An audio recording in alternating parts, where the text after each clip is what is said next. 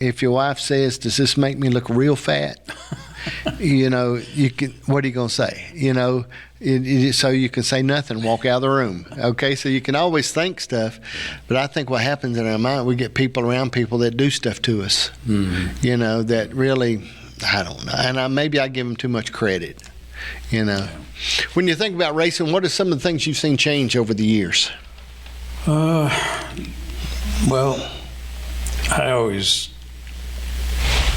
I don't think a whole lot has changed. It still takes, a certain amount of front weight, back weight, left and right weight to get the car balanced out to where it's going to go through the turns fast, Mm-hmm. But when you're racing pretty much short tracks that are half mile or less, mm-hmm.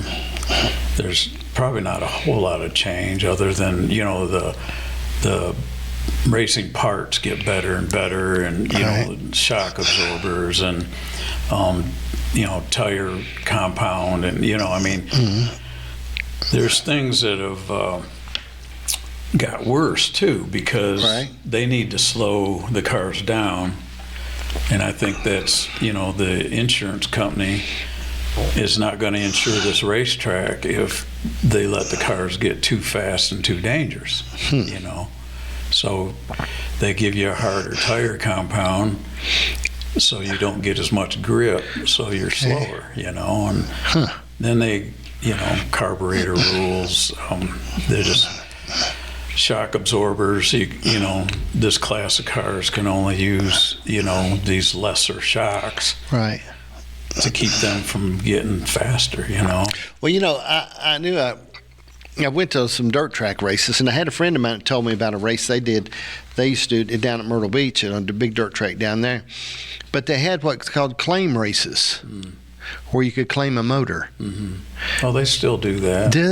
That's people don't know. Well, they can actually claim, like say what would a price be on a claim race? Probably $2,500. Okay, if you got $2,500 claim race, you put up $2,500, mm-hmm. and at the end of the race, you can claim a motor, somebody's motor. Yeah. And they have to take that motor out? Well, I don't know if they do the claimer stuff so much, but you can protest and say, this guy's motor was illegal. Oh, well, now this one, they actually took the people's motors. Yeah, well, the track people might keep the motor, but they don't give it to the guy that put up.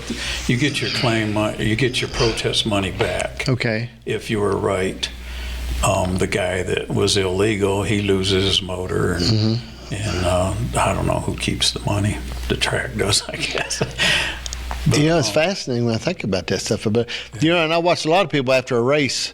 As soon as that car he don't get to come back to the pits. They pull them in up there and they start going through them to make sure nothing's illegal. We had one of our guys, Brett, a few years ago.